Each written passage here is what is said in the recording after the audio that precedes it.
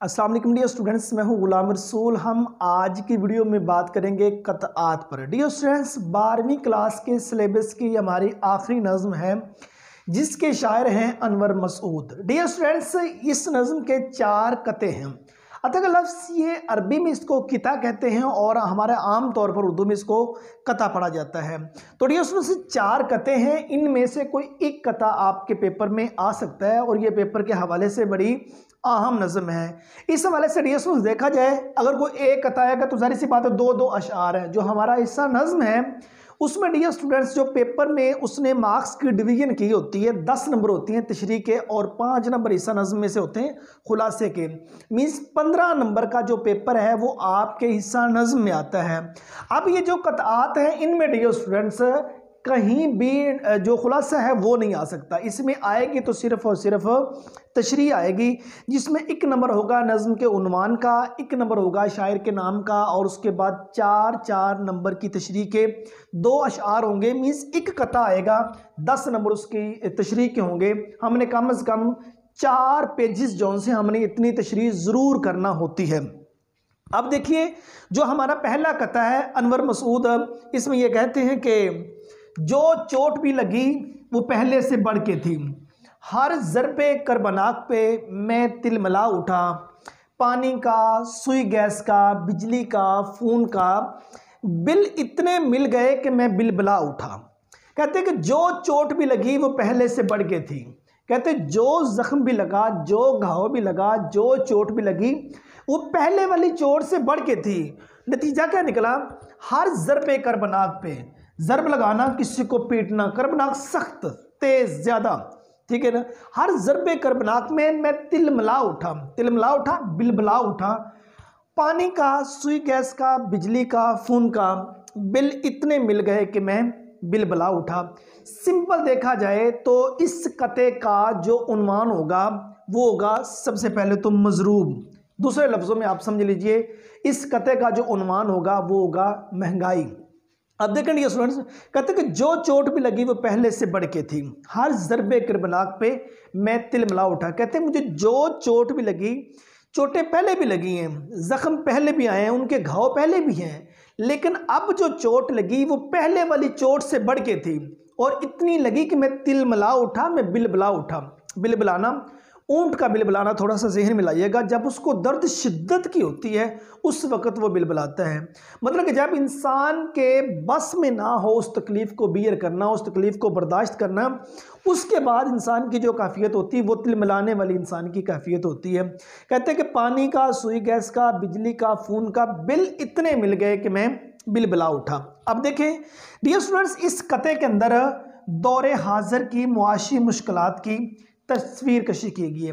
दौरे हाज़िर में इंसान जिन जिन मुआशी मुश्किलात से गुजर रहा है उसकी टोटली अनवर मसूद ने एक तस्वीर, एक पिक्चर खींचकर हमारे सामने रख दी। देखिए, ये हमारी ज़रूरत है, पानी ज़रूरत है, पानी के बगैर इंसान ज़िंदा नहीं रह सकता।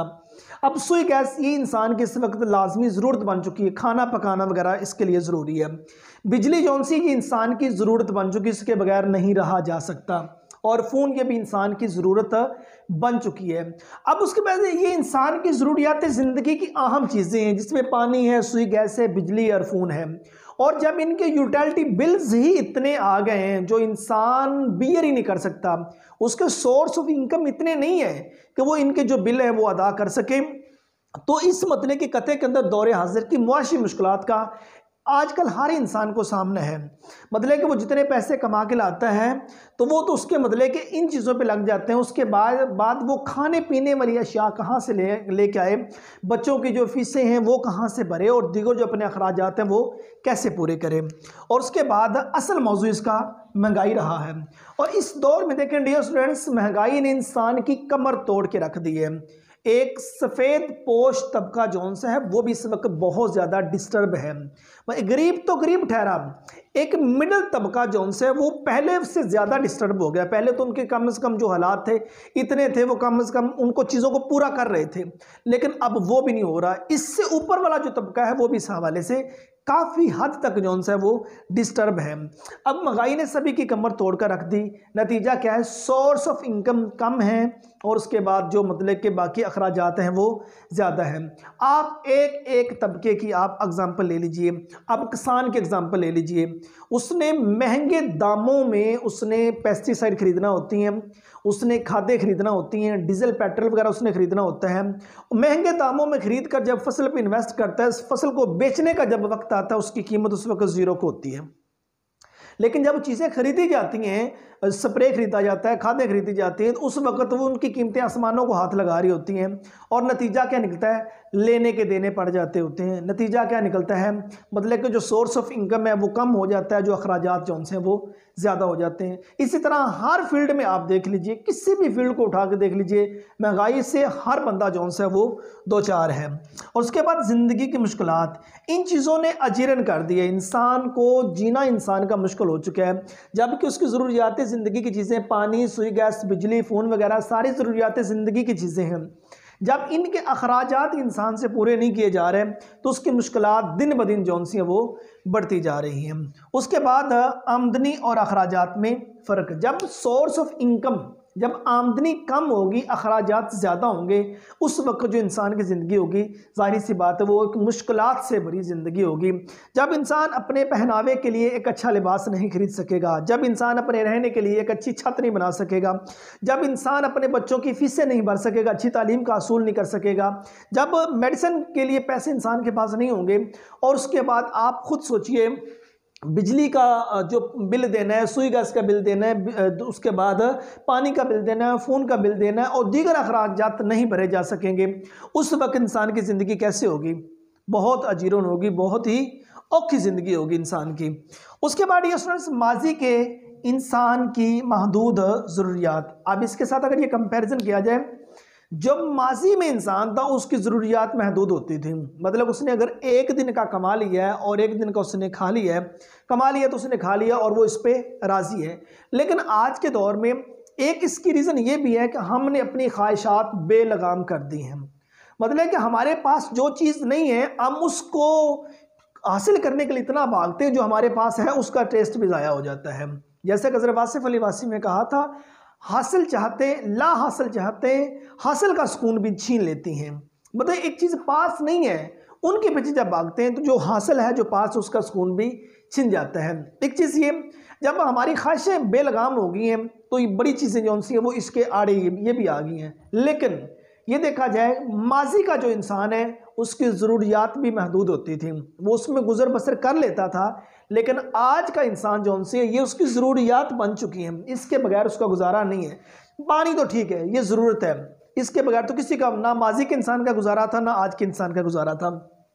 सुई गैस, माजी का जो इंसान सुई गैस नहीं भी थी वो गुजारा कर रहा था। वो गुजारा कैसे कर रहा था, वो लकड़ियाँ काट के लाता था, वो जला के वहाँ से खाना पकाना जो सा था वो तैयार कर लेता था।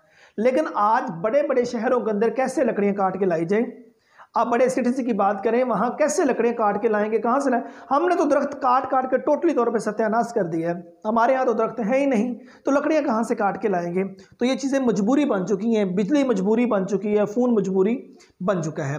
और उसके बाद मौजूदा दौर की ज़रूरियात। अब मौजूदा दौर की ज़रूरियात में देखें तो ये चीज़ें हमारी मौजूदा दौर की ज़रूरियात हैं। पानी मौजूदा दौर की ज़रूरत में शामिल है, सुई गैस मौजूदा दौर की ज़रूरत है, बिजली मौजूदा दौर की ज़रूरत है, फ़ोन मौजूदा दौर की ज़रूरत है। अब ये मौजूदा दौर की ज़रूरियात हैं, तो अब मतलब कि जब ये मौजूदा दौर की ज़रूरियात है, इन पे ये हैवी बिल्स आना शुरू हो जाएंगे, इन पे मतलब कि इनकम से ज़्यादा बिल आने शुरू हो जाएंगे, आमदन से ज़्यादा बिल आना शुरू हो जाएंगे, तो इंसान उसको अफोर्ड कैसे करेगा? इंसान के लिए बड़ा मुश्किल हो जाएगा। आम आदमी के मसाइल, ये वाले जो मसाइल है एक आम आदमी के मसाइल है, एक जो बड़ा तबका उसके ये मसाइल नहीं है। यूटिलिटी बिलों की अदायगी।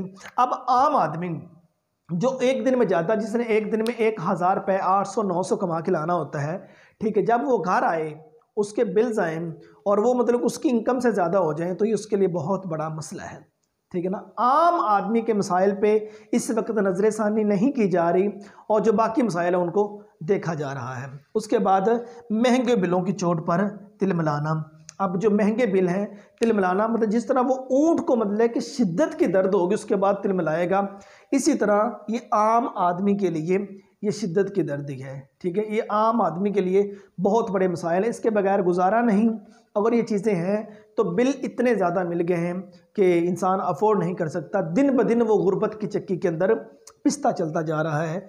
आप एक शेर देखिए इस हवाले का कि ज़िंदगी जबरे मुसलसल की तरह काटी है, जाने किस जुर्म की पाई है सज़ा याद नहीं।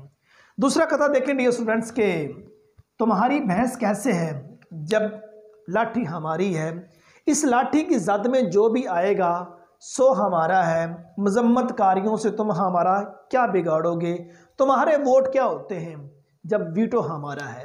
कहते तुम्हारी भैंस कैसे है जबकि लाठी हमारी है, इस लाठी की जद में जो भी आएगा सो हमारा है। कहते तुम्हारी भैंस क्या होती है जबकि लाठी हमारी है। आपने देखा होगा जानवरों को बैर मतलब कि चराने के लिए या जानवरों को हाँकने के लिए इंसान के हाथ में लाठी होती है, और वो अपनी लाठी की मदद से जानवरों को जिधर ले जाना चाहे उधर ले जा सकता है, जिस तरफ हाँकना चाहे उस तरफ हाँक सकता है। तो शायर इसमें कहते हैं कि तुम्हारी भैंस क्या होती है जबकि लाठी हमारी है, और इस लाठी की जद में, इस लाठी की लपेट में जो भी आएगा वो हमारा है। मतलब कि इस लाठी की लपेट में हम जिसको भी लाएंगे वो हमारी कस्टडी में होगा, हमारी ताकत में होगा। मजम्मतकारियों से तुम हमारा क्या बिगाड़ोगे, मजम्मतकारियाँ बुरा भला कहना। तुम्हारे वोट क्या होते हैं जब वीटो हमारा है। कहते तुम बुरा भला कह कि क्या क्या बिगाड़ लोगे, तुम्हारे वोटों की हैसियत क्या है जबकि ताकत हमारे पास है। मेन जो रुकन है, मेन जो अरकान है वो हमारे पास है, जिनकी वजह से कल को कुछ ना कुछ बनते हैं। तो तुम्हारी मजम्मतकारियों से, तुम्हारा बुरा भला कहने से कुछ भी नहीं हो सकता। आइए इसको डिस्कस करते हैं डियर स्टूडेंट्स। असल उन्वान देखा जाए तो वो है एक जंगल। जंगल में किसी किस्म का कानून नहीं होता, जंगल में यही होता है कि जिसके पास ताकत है वही जंगल में राज करता है। अब देखिए गैर मुहज़्ज़ब और मुहज़्ज़ब माशरे का मवाजना। अब गैर मुहज़्ज़ब और मुहज़्ज़ब माशरे का अगर मवाजना किया जाए, जो मुहज़्ज़ब माशरा होता है वो अखलाक पर इस्तवार होता है, जो मुहज़्ज़ब माशरा होता है वो इंसाफ और मसावात को तरजीह देता है, जो मुहज़्ज़ब माशरा होता है वो जमहूरियत को मतलब कि तरजीह देता है, मीन्स इंसानियत को तरजीह देता है, अखलाकियात को तरजीह देता है। जो इंसान का जो असल चीज़ जो उनका जो होता है ना मुहज़्ज़ब माशरा, वो असल चीज़ देखी जाए तो वो मेरिट पे फैसले करता है, जिसका जो राइट है वो उसको मुहज़्ज़ब माशरा देता है। जबकि गैर मुहज़्ज़ब माशरे की डियर स्टूडेंट्स आप बात करेंगे वो ताकत के बलबूते पे हुकूमत करता है। उसने जो को बोलेगा उसका मुंह बंद करने के लिए उसको उठा लिया जाएगा, जो बोलेगा उसका मुंह बंद कर दिया जाएगा, जो बोलेगा उसको ऐसी सजाएं दी जाएंगी कि मतलब उसकी आने वाली नस्लें भी याद रखेंगी। ये गैर मुहज़्ज़ब माशरा होता है। और जंगल के कानून का राज, इस कथे के अंदर जो असल बात की गई वो जंगल के जो कानून का राज है वो बताया गया। अब जो जंगल का कानून है, जंगल में कितने जानवर होते हैं उसमें कानून इंप्लीमेंट करने वाला वही होता है जिसके पास ताकत होती है। अब ताकत वाले का जो कानून है वो जंगल के अंदर चलता है, बाकी जो आम कवानीन है वो जंगल के अंदर नहीं चलेंगे। आम जानवर जौन से वो अपना जो कानून है वो नहीं चला सकेंगे। इसी तरह जिस सोसाइटी का हम पार्ट बन चुके हैं, जिस सोसाइटी का हम हिस्सा बन चुके हैं, इसमें एक जंगल का कानून जौन सा है वो राइज है। कोई इंसाफ पर मतलब कि आपके फैसले नहीं हो पा रहे, किसी को उसका हक नहीं दिया जा रहा, बद अखलाकी का मुजाहरा हम लोग कर रहे हैं, ठीक है ना, बद किरदारी का मुजाहरा हम लोग कर रहे हैं, ताकत के बलबूते पे हम लोग हुकूमत कर रहे हैं। कहीं इंसाफ नहीं, कहीं मसावात नहीं, कहीं मतलब कि इस नाम की खैर नाम की कोई चीज़ है ही नहीं। तो जंगल का कानून ही है, जंगल का राज ही है। ताकत के सहारे हुक्मरानी करना सोसाइटी में देखा जाए, इस मतले के कथे के अंदर यही बताया गया तुम्हारी भैंस क्या होती है जब लाठी हमारी है, इस लाठी की जद में जो भी आएगा हमारा है। मुराद ये है कि ताकत के बलबूते पे हुक्मरानी की जा रही है कि जिसकी लाठी उसकी भैंस, जिसके पास लाठी है उस जद में जो भी वो लेके आएगा उसी का होगा। और उसके बाद वीटो, कहते हैं कि मजम्मतकारियों से तुम हमारा क्या बिगाड़ोगे, तुम्हारे वोट क्या होते हैं जबकि वीटो हमारा है। मैं सिंपल एग्जांपल देता हूँ कि अगर किसी इलाके में कोई बंदा इलेक्शन लड़ रहा हो, ठीक है, और उसने कोई काम ना किया हो, किसी की फलाह बहबूद के लिए उसने काम ना किया हो, किसी की अच्छाई के लिए उसने काम ना किया हो, ठीक है, तो अब वो वोट लेने के लिए जाए, लेकिन लोग उससे बुरा भला, जो एक मिडिल या बिलो मिडिल फैमिली लोग हैं वो उसको बुरा भला कहना शुरू कर दें, उसके खिलाफ नारेबाजी शुरू कर दें, और वो मतलब कि जबकि जो उस इलाके का जो अमीर तबका है वो उसके साथ हो। ठीक है, आप सिंपल बताइए, अमीर तबका उसके साथ है, वो गरीबों के बुरा भला कहने से उसको क्या फ़र्क पड़ेगा। अमीर तबका जब उसके साथ है तो वो दौलत के बलबूते पे, दौलत के सहारे पे अपने वोट जो उनसे छीन भी लेगा। ठीक है, अब इसमें उन्होंने बात की तुम्हारे वोट क्या होते हैं जब वीटो हमारा है। वीटो के बारे में थोड़ा सा समझिएगा। वीटो डियर स्टूडेंट्स, अक़वाम मुत्तहिदा में सलामती कौंसिल के मुस्तकिल अरकान का ये एक इदारा है। ठीक है, अब इसमें ये 5 ममालिक सरे फरिश्त हैं, अमेरिका, बरतानिया, फ्रांस, रूस, जर्मनी और चीन।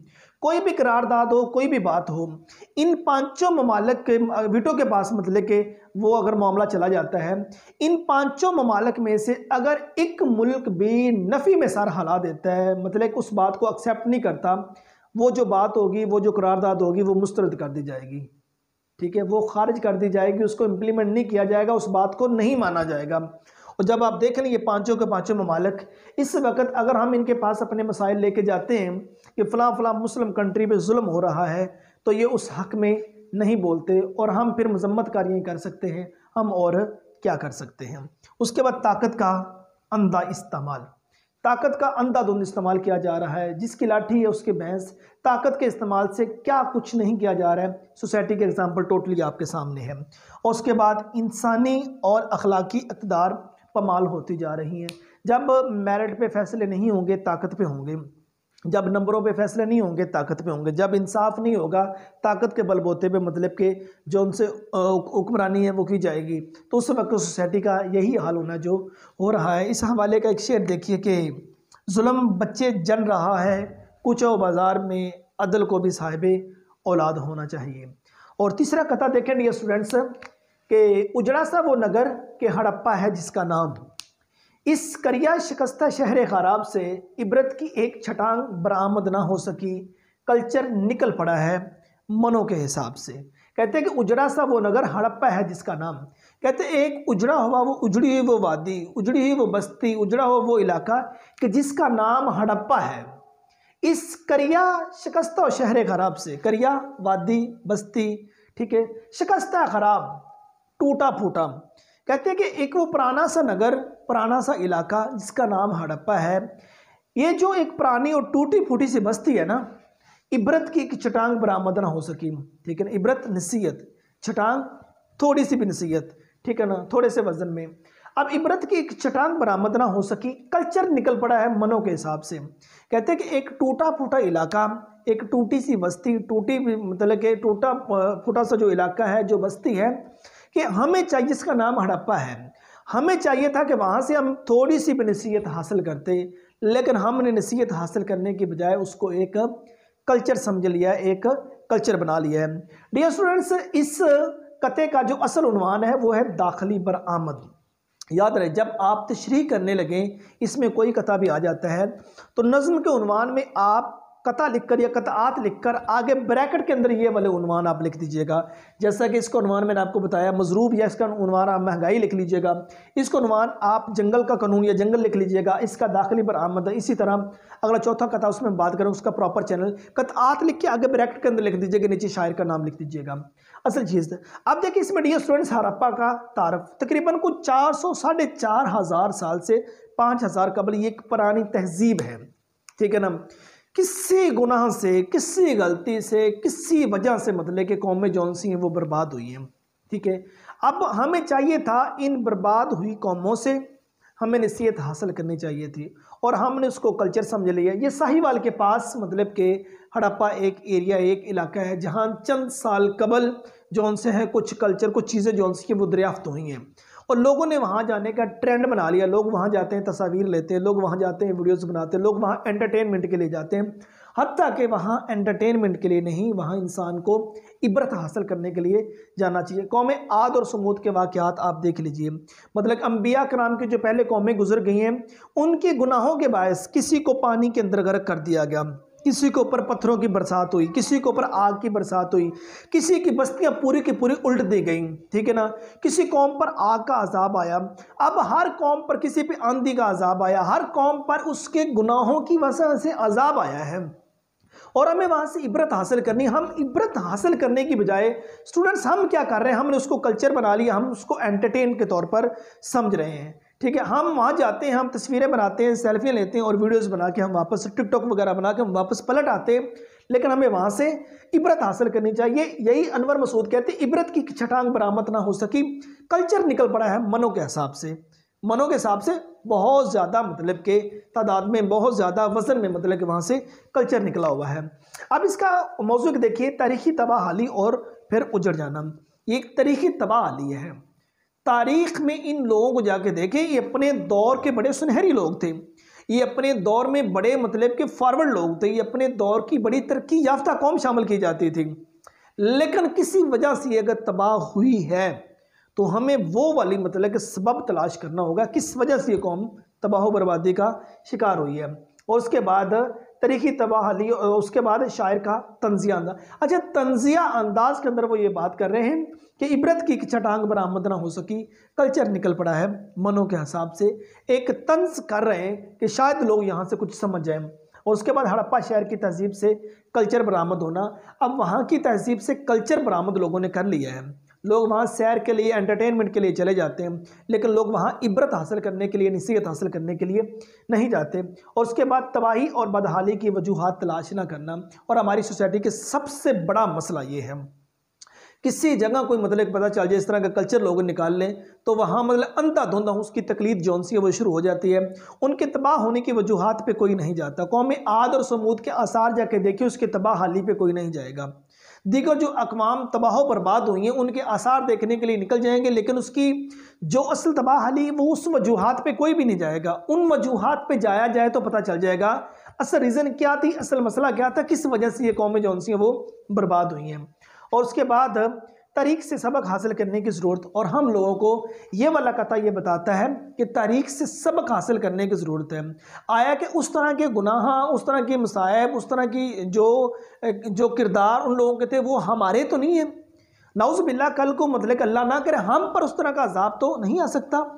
और उसके बाद अपने कौलो फेल को दुरुस्त करना। हमें ताकि इन एरियाज़ को देखते हुए, इन इलाकों को देखते हुए अपने कौलो फेल को, अपनी आदात को, अपनी आदतों को, अपने जो अल्फाज उनके चुनाव को, उनको बेहतर करने की ज़रूरत है। अपने जो कौल, अपनी जो बातचीत हो और अपने जो काम हैं उनको बेहतर करने की ज़रूरत है, ना कि वहाँ जाके वहाँ जाके तस्वीरें लेने का, वहाँ एंटरटेनमेंट करने का, अपने आप को बेहतर करने का है। और उसके बाद इनफरादी और इज्तिमाई इस्लाह के लिए सरगर्म रहना। इन चीज़ों को देखकर हमें अपनी और अपनी जो सोसाइटी की इस्लाह है उसके लिए मेहनत करते रहने की ज़रूरत है।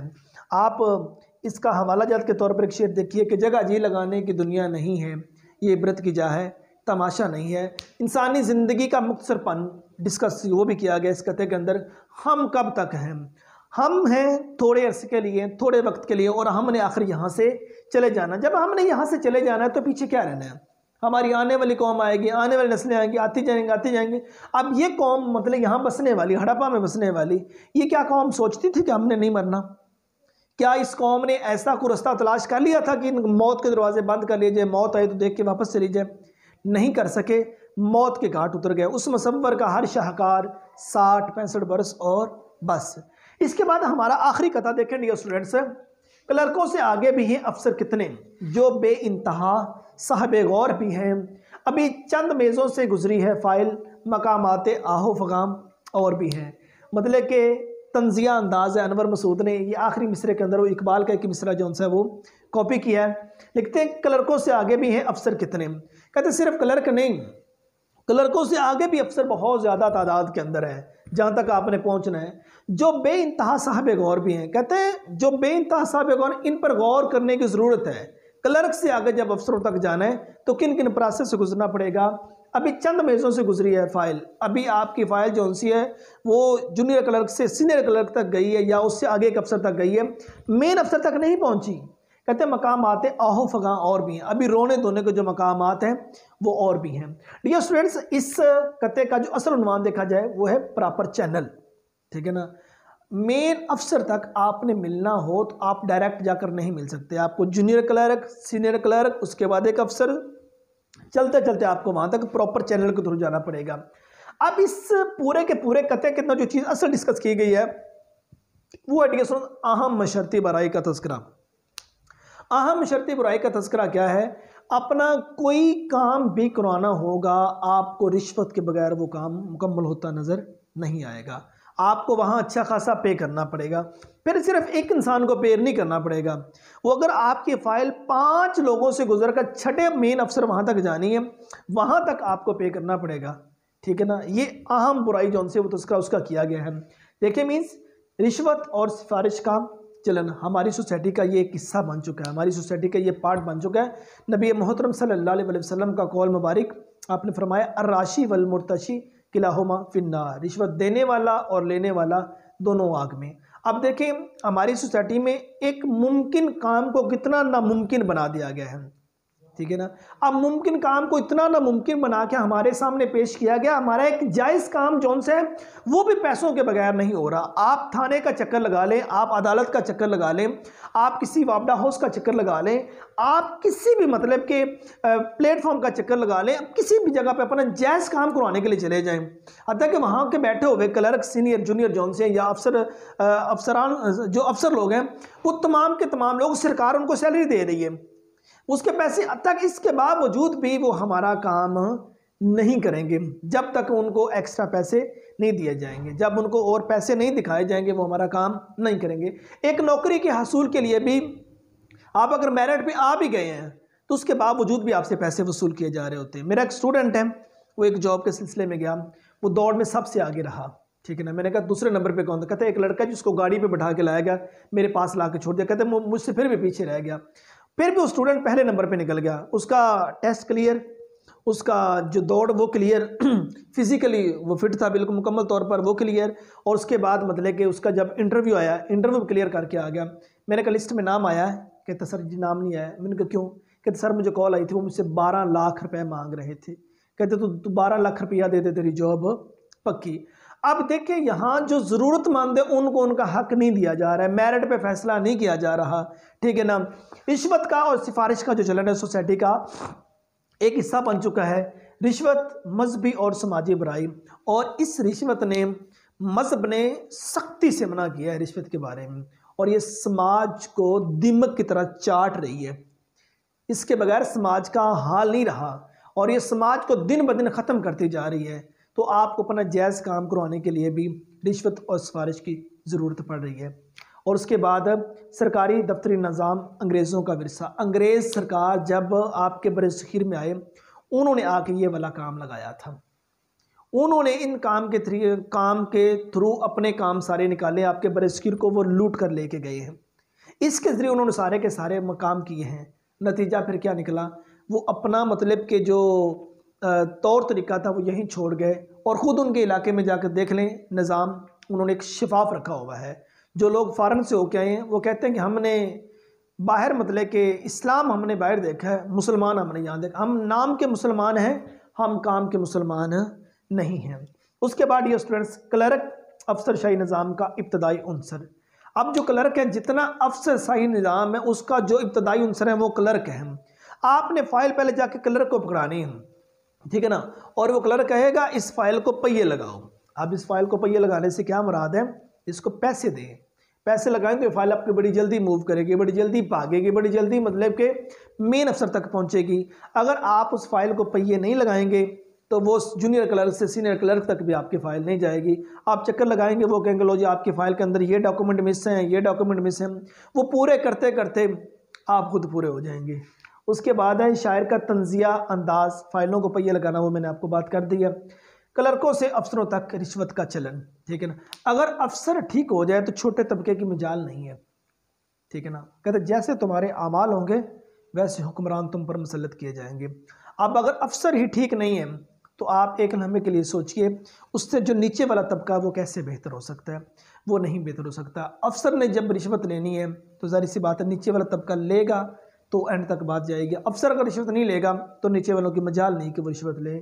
और इस हवाले का एक शेर देखिए, मैं करप्शन की फजीलत को कहाँ समझा था, बहर ज़ुल्मात को छोटा सा कुआं समझा था। कहते दुनिया का बड़ा समंदर, उसको मैं छोटा सा कुआं समझे बैठा था।